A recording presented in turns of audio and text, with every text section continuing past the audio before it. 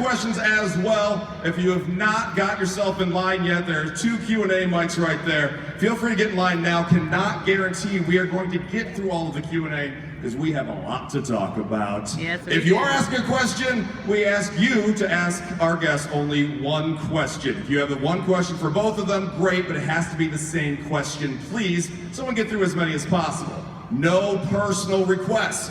No asking for hugs, kisses, selfies, your website to be mentioned. No asking for them to take their shirts off. If they want to do that on their own, let them. Don't bully them into that. No peer pressure, all right, guys? All right? Also, if you're not caught up on the Marvel Cinematic Universe, there may be spoilers. All right? If you're not caught up, what are you doing here? No, seriously, thank you for that. Do we have any fans of superheroes in here? What about supervillains? Oh boy, we may have a lot of naughty people in the crowd today. Our first guest, well, he's on the heroic side of things. Maybe you've seen him in some other items. Maybe he's the father of the greatest captain in Star Trek history. Of course, you've seen him in Snow White and the Huntsman. In the new Huntsman movie, The Huntsman Winter War, coming out, or actually came out not too long ago. Cabin in the Woods. Any Cabin in the Woods fans? Love that movie, love that movie. You will see him in the upcoming Ghostbusters film.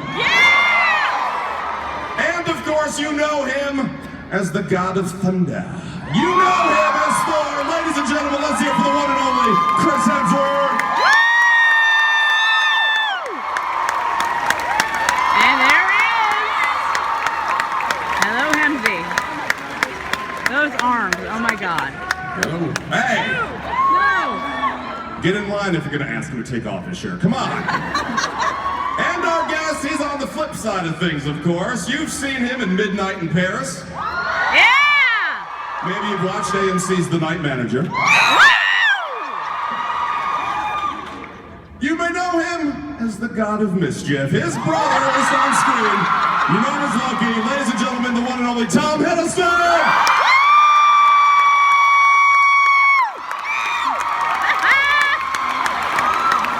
Oh, the hair.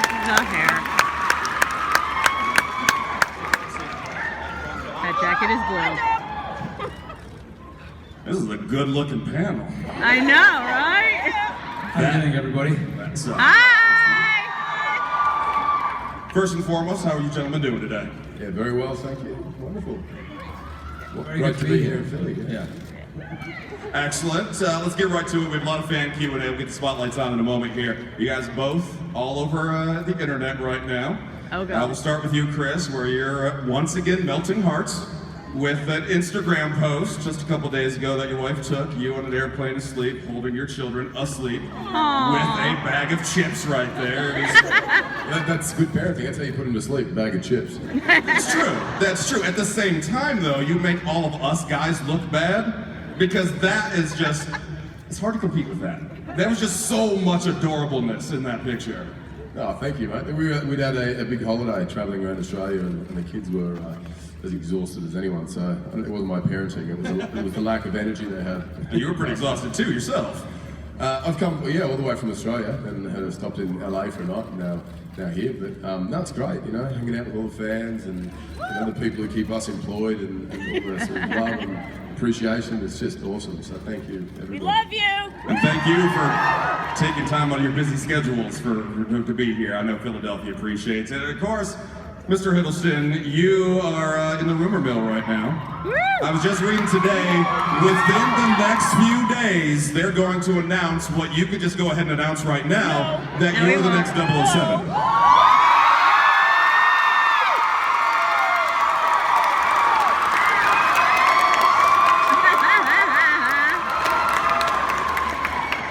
Sorry to disappoint you, everybody. I don't think that announcement is coming. Oh. He doesn't think. But I'm very gratified to hear the enthusiasm.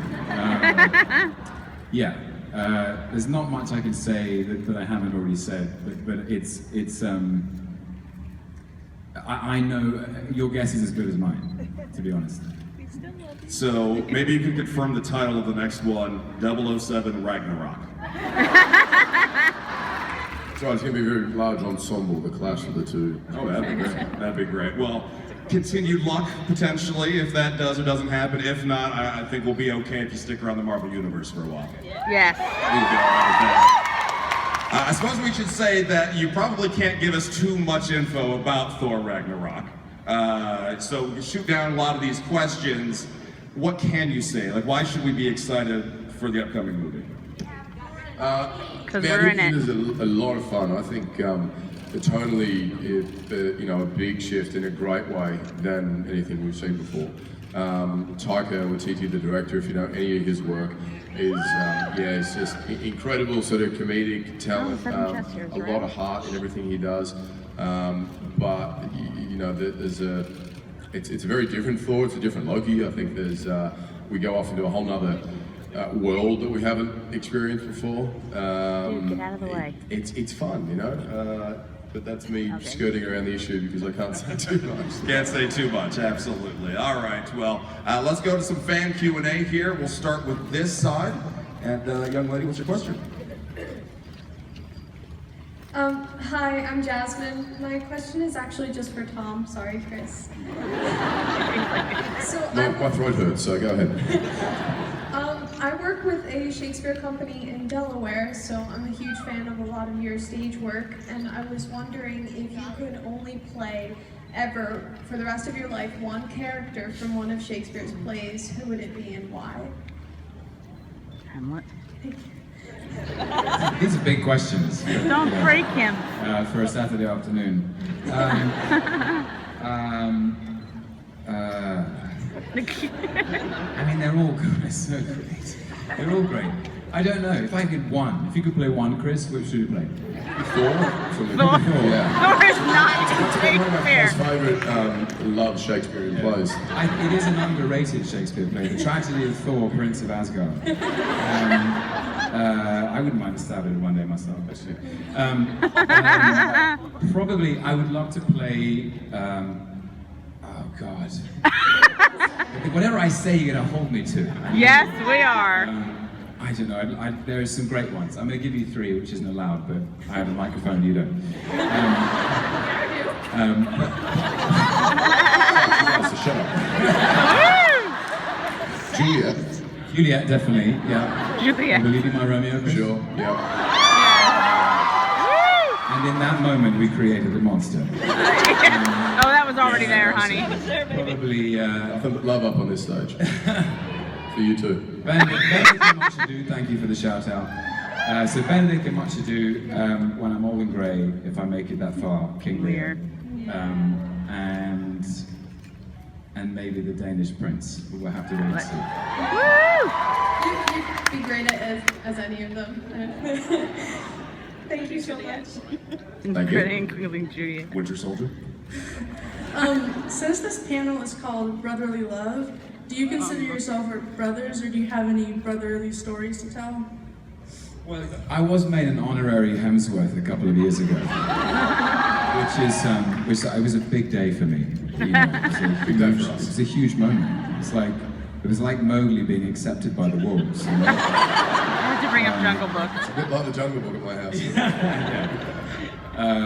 I don't have any brothers, so to have an on-screen brother is a lovely thing. Aww. Brotherly love. Oh, my brother from another mother. Hello. I just finished watching The Night Manager, which was excellent.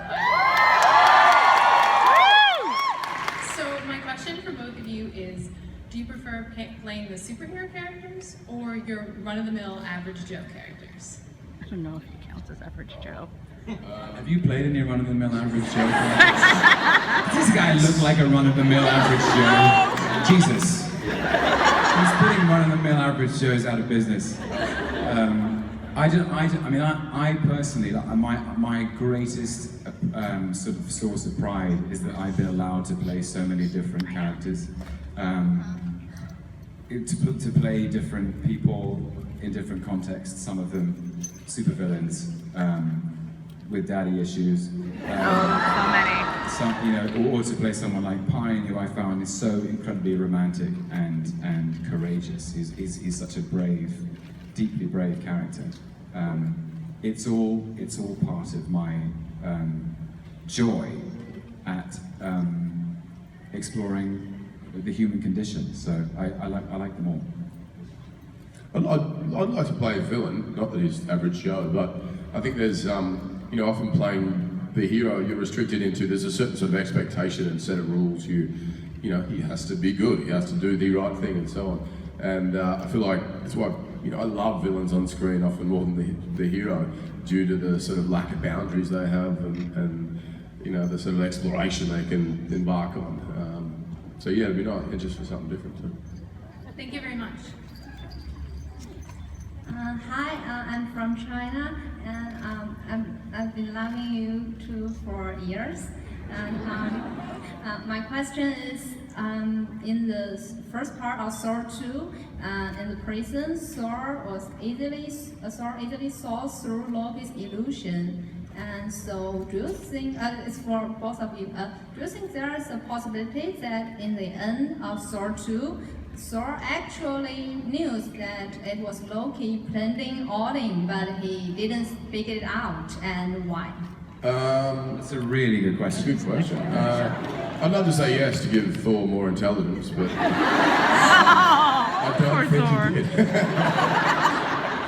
Due to his stupidity. Now, I don't think he did, and I think it's more interesting coming into the next one, him having no clue, But yeah, interesting question.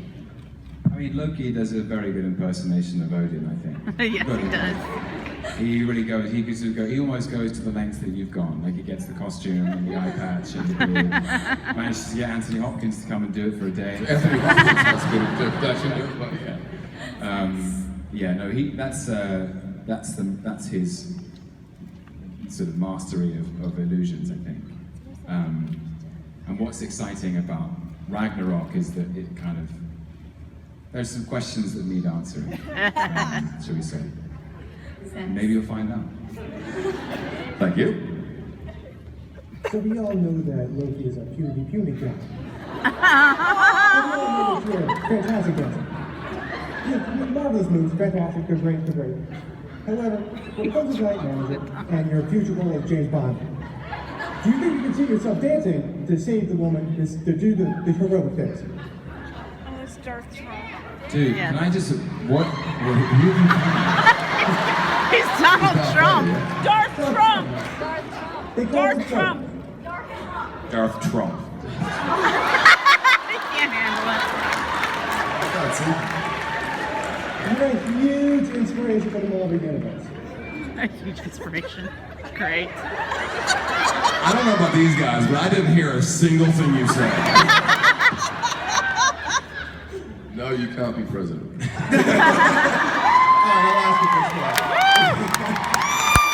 All right, so you made a fantastic performance within The Night Manager. It's an amazing miniseries.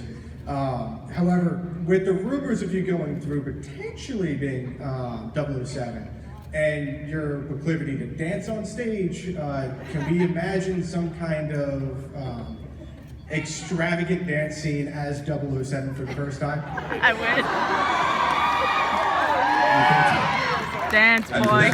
Definitely. So that question's for Chris, right? Yeah. I think you should, yeah. Dance monkey. Dance right now. Yes! Come on! Do it. No,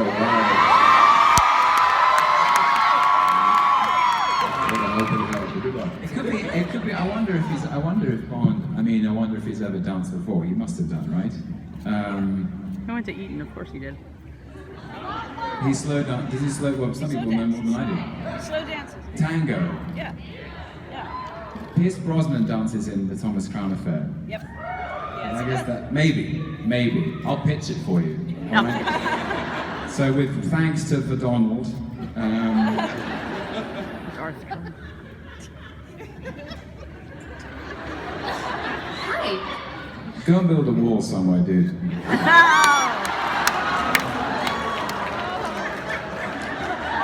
Not here. all, I'd like to thank you guys for being here. I know there's probably like other places you'd rather be, but it does mean a great deal to a lot of people. So thank you. We love being here. Yeah, this is fantastic. So. But my question for you is, both of you as actors, you put so much work into a variety of roles and characters who come from such different places. But I feel like publicly, sometimes people just like tag you as Loki and Thor, and that's kind of it. And how does that make you feel as actors, as perhaps not getting as much recognition for the work you put into your art? You know, I think that I'm so grateful, and we both got these roles at the same time in our lives, and obviously the popularity of the Marvel Universe reaches so far and wide, and I guess some of the other films we've made maybe don't have the same reach, and not for any reasons that we can judge. It's just that, you know, people love these movies all over the world. So it's funny because I think both, you know, this was certainly the biggest thing we'd ever done and kind of kicked our career, and so you're kind of spoiled from the beginning because then you expect that kind of response with everything, and you're like, oh, not as many people turned up for this one. You know? And then you realise, oh no, it's because the Marvel universe is, you know, way larger than we are, and how lucky we are to be a part of it. And I think it's a challenge to then try and do things outside of those roles and get recognition. But you know, this role only ever gave me opportunities to do anything else. So none of it I feel any sort of disappointment about. You know, I think it's all. I just feel happy to be working. You know. Good question. Thank you, though. Hi, I'm so nervous here. It's so amazing to see you guys here. My question is, we all know that both of you have played a lot of great characters other than Thor and Loki. If you have a chance to, like, each of you choose one of your former characters and to make them meet with each other's character, which two do you like to pick and let them meet?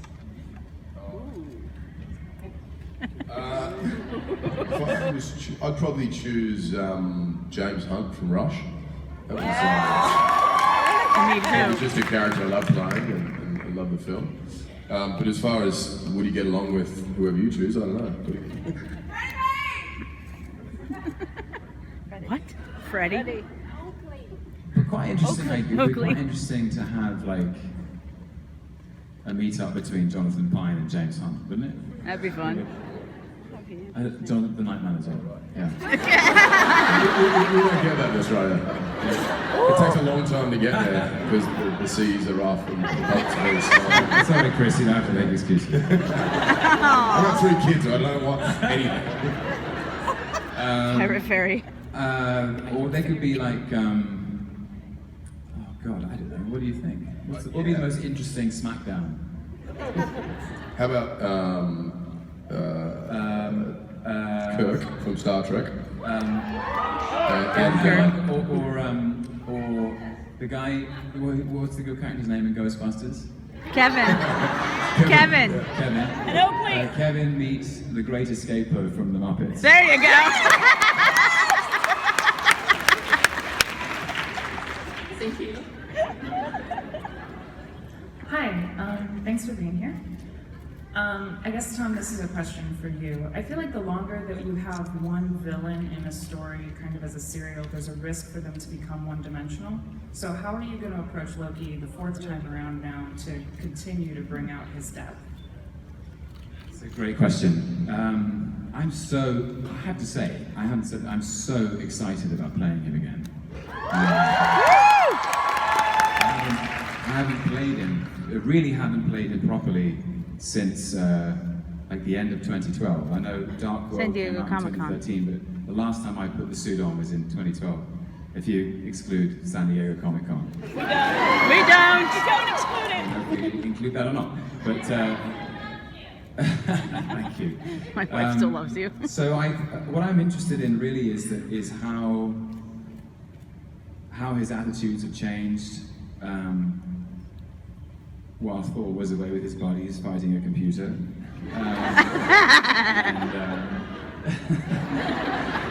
And I think you'll see. There's all sorts of interesting things. I'm 4 years older. Chris is 4 years older. There'll be just new things we find in it. The most exciting thing about it is always that he is a trickster. It's trying to find new ways of him being mischievous, because I love doing that, and I hope that you guys love watching that. So, yeah. And let's not forget, there's no secret that the Hulk shows up in Ragnarok. Right. And the last time Loki and Hulk were in the same room, somebody's marble floor got busted. Didn't go very well for Loki, so he's got a few chips on his shoulder. Yeah, but it's fun. You'll see. Okay, well, we look forward to it. Thanks. So my question is, we're gonna play sleep, marry, kiss, and kill questions for audition. So this choose will be a little bit different. So for Chris will be choose between the Warrior 3 and Loki. For Tom will be choose between the Warrior 3 and Chris and Thor. Please don't kill each other.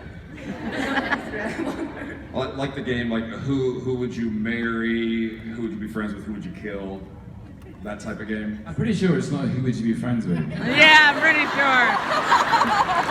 Yeah. She kept it PG, we kept it PG. Okay. Everyone knows the game, I think. Yeah. Goodness me. Well, He hates this game. there's a lot of men in that grouping. I have no judgment about that at all. Just the idea of playing that game, not the PG rated. Yes. Well, I think Thor and Sif always had a thing in one of the comics, didn't they? So Yes, they did. they'd maybe have a thing in this game. And Sif then, is not in the Warriors. not what? Hey, what's it called? Warriors 3. She is the. Oh well. Okay. I call it the Warriors 4, so she is there. She's not there. Well, yeah. I haven't played this game, so I'm confused. Next question. It's gonna take too long. We'll do this later.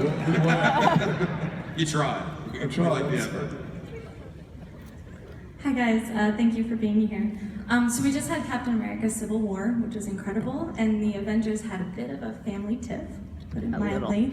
And the status quo has changed dramatically while Thor has been gone. So I was just wondering how you were thinking about how he would respond to that when he comes back, what he thinks about what happened between Steve and Tony, what his response will be when he comes back. I think he's just really upset he wasn't involved, right? And I'll be like, sort it out, idiots. This is silly. I don't know. I'm not sure. I don't know where that's going to, the story's going to go when Thor does come back. But I think it'll come as quite a shock that they're not all getting along and having a bit of a tiff. But we'll see what kind of larger element. Is that larger than their individual disputes, and they need to come together and sort it out? Who knows? I don't know. I just don't know any of how that far ahead of the films, whether they're even written yet. But. Loki's like, when I came down to Earth, I brought you guys together. and now I've left and we're fighting each other. Sorry. I'm so sorry. I can't leave you alone for 4 minutes. I like this idea. Me too, thank you. Talk about internet rumors and speculation. Can we just, while we're on the Civil War, can we talk about that Chris Evans does a bicep curl with a helicopter? Yes! I was just going to bring that up. Yeah, seriously, I watched that movie and I was like, if you don't love that, we can't be friends. I was going to ask how Chris was going to top that in the next Thor movie. Bicep curl the Hulk, maybe. Yes, sir, the young one there. If you could take the staff and the hammer home, would you, and why? Staff and the hammer. I did. Household maintenance, chores, bit of repair work. I need a broom for the kitchen, so I just would stick a little broom on it, and you know, it glows in the dark. You can do your housekeeping at night. Do your chores, kid. Thank you for that question. I want to thank Tom for bringing up Kevin and Ghostbusters, because this is a question for Chris about Ghostbusters. Because you're here, you're talking about Thor, and you're well known as like the big manly man. He's a huge hero, and you know he's larger than life. He's a god, and then now you're playing Kevin in Ghostbusters. He's the Janine. And first of all, I am super excited for this movie. But can you just talk a little bit about the difference between playing Thor and playing Kevin? The clothing. I didn't have to go to the gym, which was nice. We like that you go to the gym. Yes, we do. Woo! We love that you go to the gym. Love going. It was.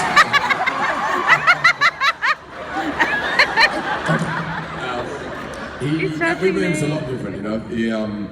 And it kind of came alive when we got there, because I remember talking to Paul, the director, and not really knowing what the character was, and he said it's fine, it's going to be a lot of improvisation, and we got there, and the girls and myself, we just started sort of, you know, improvising, and this character kind of took off, and he's completely wacky, and you know, needs to be rescued most of the time, and probably does more harm than good, and you know, doesn't even know how to answer the phone, and you know, he's just hoping to get some free rent. He's hoping that comes with the job, which it kind of does. But, Chris, would you say? Yes, Tom. Would you say that maybe Thor is the greatest performance you've ever given, and that Kevin is much closer to home? Yes. It's much more me, and Just kidding. I can't wait to see Ghostbusters. Who can't wait to see Ghostbusters?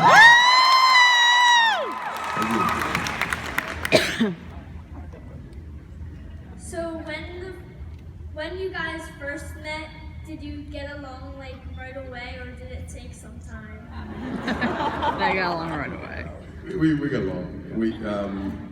I think it was at Ken's house. We were at Ken Branag's house. Ken flew myself, Natalie Portman, Tom, the writer, all out to his house in London, and we all had this sort of 3-4 day sort of introduction and you know, hang out of the script, and me and Tom, you know, we just sort of instantly kind of got along, and we're like, wow, isn't this crazy? Because we're both at the very early stage, the beginning of our career, and huge fans of these comics and this story and what it could be, and talking about all sorts of possibilities. And every time we're at something like this, and Tom said it to me 20 minutes ago, he said, can you believe that 6 years ago we first started, you know, this thing and these characters, and here we are. So yeah, it was awesome.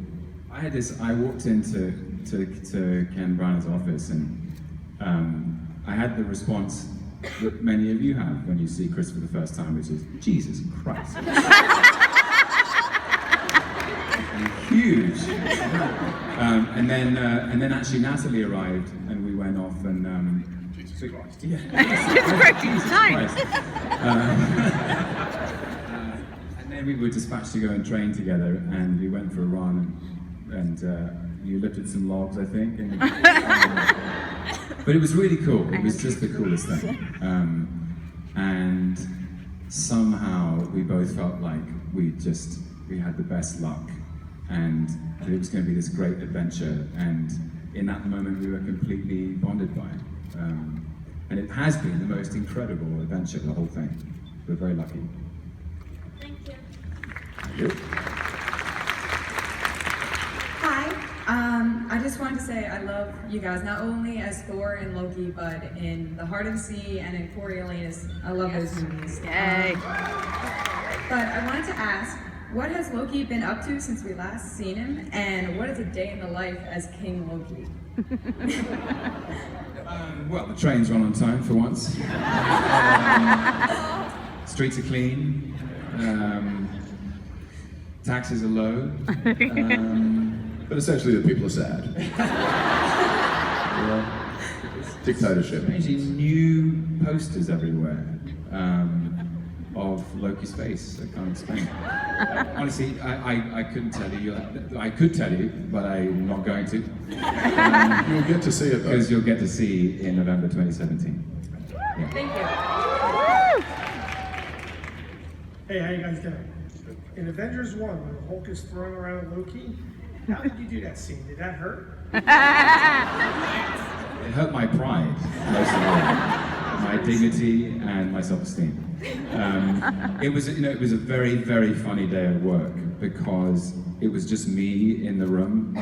Mark Ruffalo wasn't there, but it was me and Joss Whedon, and the art directors and the set decorators had dug out these trenches in the set. And so what I had to do was I had to essentially jump into these things, which felt like the most ridiculous thing I'd ever done. As if I was being Hulk smashed. It was just the stupidest. I mean, if you could have been there.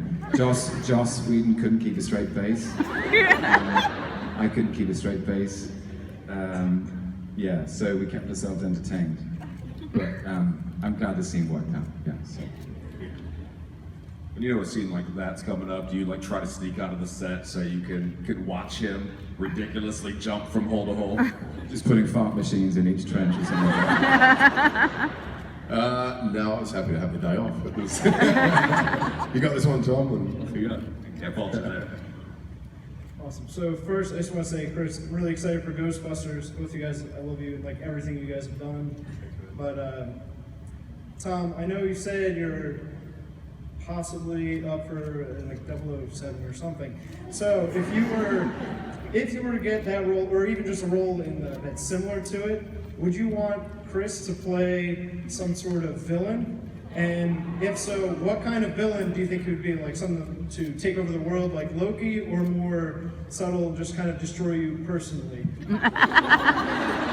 Loki does destroy you personally. good luck with that one. By the way, I'd be first in line to see Chris as a villain in something. That'd be awesome. I quite like the idea. I mean, I think it's hilarious that he just wants to destroy me personally. That's a real vendetta he's got there. I don't know. What kind of villain would you like to play, Bud? Oh, I don't know. I have no idea. Like thinking Javier Bardem in Skyfall, you thinking... You can't go and copy someone else. No, of course, yeah, your own original work. Yeah, maybe subtly copy Loki or something. I don't know, just one with no parameters and no rules, and but the Joker. I don't know. It's an interesting question, but Bond and so on. I don't have an interesting answer. It would be fun to do something contemporary with Chris one day. I mean, it'd be nice to have the role reversal, and play the villain and be the hero. It'd be cool. Or like two anti-heroes. Something like that. We're just taking up time. Who has a question? Hi, first off, Tom, I have to say you're probably the best birthday present I could have ever gotten this year. And Chris, you are pretty much icing on the cake, so it's wonderful to have you guys here. Tom, I know you're a big Doctor Who fan, and I know with all the rumors going around with being the next Bond, but if you, in a perfect world, got to choose, would you rather be the next Doctor or the next Bond?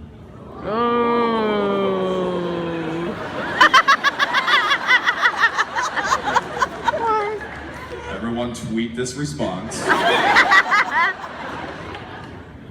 How do you pick, like, it's like asking Chris to choose between his favorite children, I don't know.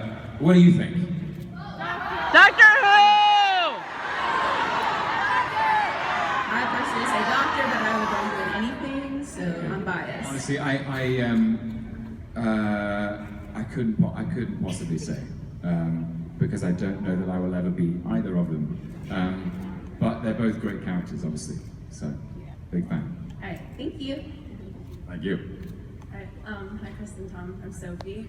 I recently just had the pleasure last month of having Mark Ruffalo as my college commencement speaker, and he gave a really great speech kind of helping to inspire us as young graduates and creatives. And I was wondering what advice you guys would give to aspiring artists or actors or anyone that's, just needs a little pick-me-up.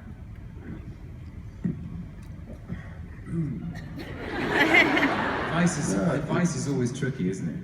Because you got something? I remember being in high school and having a different idea every week of what I wanted to do and so on, and that came from I just wanted to do something that made me happy, you know. And I watched a lot of people, you know, in employment that they didn't love and weren't inspired by, and I don't want to do that, you know. I want to do something that takes me on all sorts of adventures. And then so I thought, you know, I'm going to be an actor. And a lot of the sort of career advice I got from my teachers was, wow, that's ridiculous. You know, what's your backup plan and what's your thing? And I just never had one. I was sort of obsessed with this idea then, and I think you've got to truly love it because there is a lot of no's and a lot of doors being closed. But if that's what kind of fulfills your soul and that's what keeps you inspired and active in life and moving forward and continually sort of searching, and then I think go and chase it and do it and don't let anyone tell you otherwise. But yeah, as I said, just whatever makes you happy, I think. And really go after it. I mean, go after it and chase it down. Don't take no for an answer. Bash your head through the brick wall and keep doing it. The great tragedy is that one day you would look back on your life and say, I wish I had. I wish I just tried it. I wish I tried this. You know, I've said this before, but they all get one life and it's a short one, and you have to spend it doing things that you love. And the more you love what you do, the more you inspire those around you, the more you create an environment which is full of love and life and fun and energy. So go after it with every fiber of your being. Thank you very much. Hi. My question is, how do you prepare yourself to be the characters you play, like in movies, like in Thor? Like, how do you prepare yourself to be against each other? We usually just laugh about it, actually. About being against each other. Yeah. The great thing about Loki if you get along. Yeah. Because you're both kind of open to saying, what if we try this, and wouldn't it be fun if we did that, or whatever. And there's no sort of grudge held or animosity. It's just kind of a search for whatever the best scenario of that relationship or that scene is, you know. But it's fun. When I get ready when I put the Loki costume on, it's like I can have a fun day. And it always feels like it's going to be fun, especially working with this guy. Aww. It's true. True story. Hi. I was wondering if, Chris, you were aware of Anthony Mackie's obsession with your hair. No. We spent some good time talking about it. Oh wow, that's cool. You won. I might discuss it with him later. Thanks, Anthony. Wash it. I had no idea, no. Wash it. Or what? Wash it. Well, he can. Let's get him up here. There is like when all the Avengers are assembled in the room and then Chris walks in, the air does change a bit. People kind of like start to sort of get a little bashful. Rub their hair. No, they don't. Yes, they do. Hi. The Hollow Crown is such an important Woo! It reintroduced me to Shakespeare during a really difficult time in my life, and now I can't imagine my life without the beauty of Shakespeare. So thank you for that. My question is, what is your all-time favorite work from Shakespeare? Again. Sorry if that's a difficult question. There's such depth in all of it. I really couldn't pick one, I don't think. And the reason I think he's such a deeply loved and admired playwright and a genius, and the reason he keeps being performed is that you can, at different points in your life, whether you're reading it or performing it or watching it, you find different access points to it. So maybe when you're younger, you love Romeo and Juliet because you can kind of empathize with that headlong passion. It feels very true to where you are. But maybe when you're older and you watch some of the the later plays, you can empathize with the fathers and the kings, or the queens, or the mothers, you know. I think that is why he's so rewarding as a playwright. So it's very difficult for me to pick, actually. But he has, as a writer, he just has this way of speaking to everyone. He speaks to everyone's experience, which is extraordinary, I think. Thank you. Yeah. She doesn't care your opinion about this one. I don't really read much Shakespeare. That's why she walked away. You can tell, right? Yeah. Now she feels bad. No, it's good. I did a Shakespeare play in high school and didn't know what the hell I was saying. Still don't know what the play was about. It was called Much Ado About Nothing, which Ken Branagh directed a movie about, which I love the movie. Did you play? I played Don Pedro. Denzel. Yeah. So I just kind of copied what he did. But I never studied Shakespeare. You know, I never went to school for it. And if I spend a lot of time reading it, I'll go, okay, I think I get the sense of that. But yeah, it's not in my sort of wheelhouse, you know. I'd like to see Chris Hemsworth do Shakespeare. Me too! Yeah! I've talked about it endlessly, haven't I? Over the years. Yeah. I just need little interpretations underneath it, subtitles for me. Hi, my son's a little nervous, so this question is for Tom. Hey, buddy. If you could play any hero,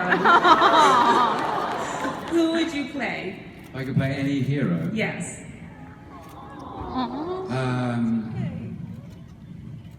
I'll play Thor. Sitting right here. You're my hero, buddy. For standing up there, even though you're a bit embarrassed. Good on you. We love you, mate. And I love you, Tom. I certainly couldn't have done what he did, even getting in line to do this at his age. Give him a round of applause. Let's give him a round of applause.